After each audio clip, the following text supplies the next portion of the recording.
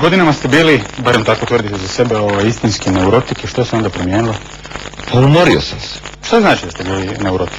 Pa to znači imate 17 godina i u Herceg-Novom izlazite uveče, sezone, puno je mladih strankinja u tim državnim hotelima, tad nije bilo privatnih hotela, svira na svakoj terasi muzika, obala je duga, na primjer, 6 km i od 8 uveče pa do 1, 5 puta, na primjer, obiđete sve lokale u nadi da će negdje nešto da se dogodi, a u stvari nemate nigdje vremena ni 30 sekundi da se zadržite, jer mislite da tamo negdje drugo je u stvari mnogo interesantnije i bolje. Onda sam ja tu svoju neurozu svuda nosio sa sobom.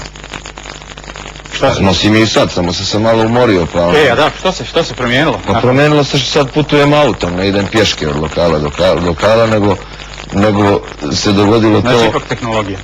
Pa dogodilo se to da sad se ja događam u tim lokalima, ali ja sviram, znači ne moram da idem tamo da vidim šta se događa, nego idem i događam se ja. Kažete, citirat ću vas, da je razmnožavanje pomoglo u tom vašem umijetu.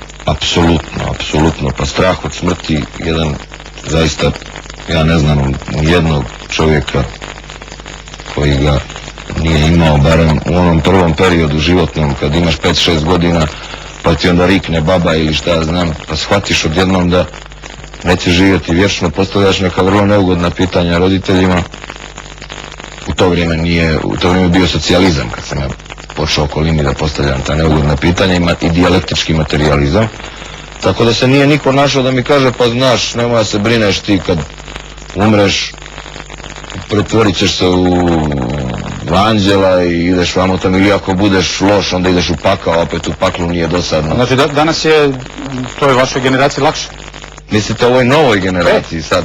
Vi ste živjeli u dijalektičkom materijalizmu, pa vam niko nije to imao. Da, naravno, sada u svakoj državi, ovoj novoj na Balkanu, imate državnu religiju, djecu uče šta će da bude, kako svi su besmrtni, idu svi u raj ili u pakao i nema tog problema.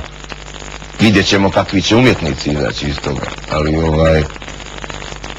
meni je samo pomoglo to što sam se razmnožio, što sam dobio 3 djece koji definitivno liče na mene, onda mi je nekako manje stalo sad šta će s mojim guzicom da bude, izvinite na izraz.